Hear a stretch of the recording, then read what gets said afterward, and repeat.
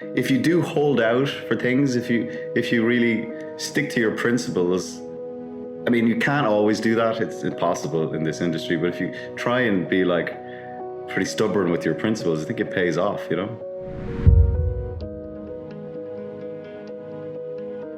I don't know, sometimes you feel like a total waste of space, really, when you look at people who have proper jobs. And then you go, what am I doing? I remember when I was younger, I was really disappointed that I had such a normal upbringing. And I was like, oh, I wish I had a terrible youth or something that I could draw on. I think that's a lot of bollocks, actually. I think it's what you have inside. How you're able to be creative, it needn't come from a place of pain. It needn't come from a place of sorrow or, I don't know, it just comes from the need to perform. You're just compelled to do it, you know? I just love stories. I love interesting characters. I love people behaving in a strange way. I love when you go, why is that person behaving like that? So transgression is much more interesting than somebody who does the right thing all the time. As an audience member, I find that much more interesting. When the real drama kicks in, when the stakes are raised, which to me, you know, that is real drama, when the stakes become about kind of life and death. You're fully invested in these characters. People need to go to the pictures, and people need some sort of escape.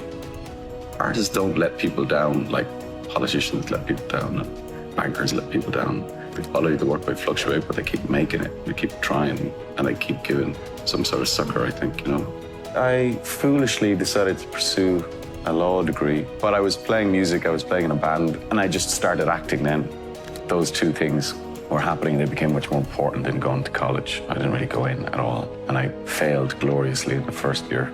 If you ever were cruising in your career and felt sort of confident in everything that you did, then there would be no challenge and no excitement and no danger. It has to feel a little dangerous, I think. Yeah. You have to feel, certainly at the beginning, I don't know if I can do this, and then you go at it. And that drives it, that gives you the hunger and the energy to go at it. I feel I've been lucky in that I've moved always between theatre and television and movies. So if one avenue got a little clogged at one point, I could just jump into another avenue. And I probably have done that in the past. And I think I've always felt that if anyone would say to any artist, we love that, can you do it again? Right, which is, you know, and that happens not just in our business, but it happens if any time there's a potential to something being commodified or being repeated. I think the artist or the creative person can the other direction, and yeah. But luckily, I would always jump from one to the other. So yeah. I've never felt that way. And re-collaborating with people is always really good for your creative soul. Like, yeah. You know, I wonder about back in the 70s, like when people came in to see a movie, just totally. And it was like a fresh experience. It must have been very, very exciting. But nowadays, everybody's just blogging about everything. So you're kind of expecting stuff nowadays, which is a bit of a shame, I think. I guess I'm interested in duality. I'm interested in contradiction. I'm interested in light and shade. I'm interested in the kind of in-between things of human behavior. And, you know, villains or heroes don't really interest me. It's that world of in-between. And I think we're in a good time for telling stories about characters like that. I think people want three-dimensional characters in either film or television. And because none of us are simple and straightforward, all of us are complicated. And I think people identify with characters that, even though they may be heightened, certainly in people they're extremely heightened, but yet it is a story about a family and people connect to that. So yeah, complexity is essential in storytelling, I think. If your job is to portray something truthfully and honestly, then if it's happening in front of your eyes, it helps you enormously, and it's a big advantage. So, you know, when the fires are flying over for real and the water's on fire and the destroyer is tipping and it's all happening around you, of course you're heading towards a more truthful response, you know. So it helps us, and I think it also helps the viewer. Is there anything you ever find hard to understand about Tommy, or that you've struggled with how to play a certain aspect of Tommy's character? You can't play a character, no matter how far away he is from you, without, you know, bringing something of yourself to it. And the more you play it, then I suppose the more part of you he becomes. He never seems to sleep, he never seems to eat. That sort of relentless drive is really hard to hear. You have to understand that he's formed by his experiences. you know, and he's a leader of men. Or there may be somebody that can just, you know, grab him by the ears and go, you're gonna be all right. You're gonna be okay.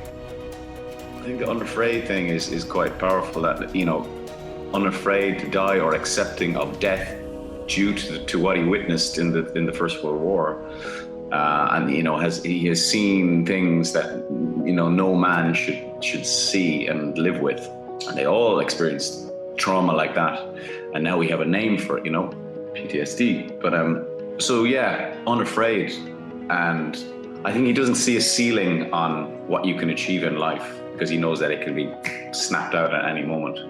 When you're acting, there shouldn't really be any past or future. There should just be the present moment and full awareness, you know, of what's happening in that present moment.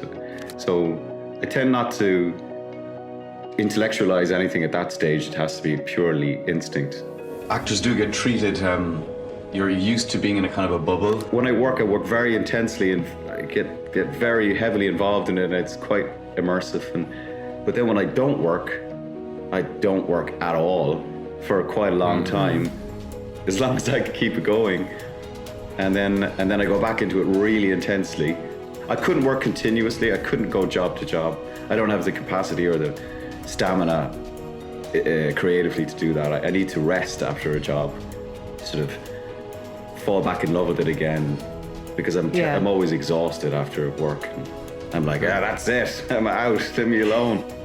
And you know, being an actor is quite, again, as you guys know, it's like, if you're not careful, it's quite infantilizing, you know, because you're like, so I need a break from it because it is, it's a strange world and it's not real, and I love it. That's why having a family is so important, because they will always let you know about what real life is. And also, if you're going to represent the average person, then you got to live as best you can as an average person. I'm always very conscious of that and just want to kind of live as decent a life off screen as I can, you know.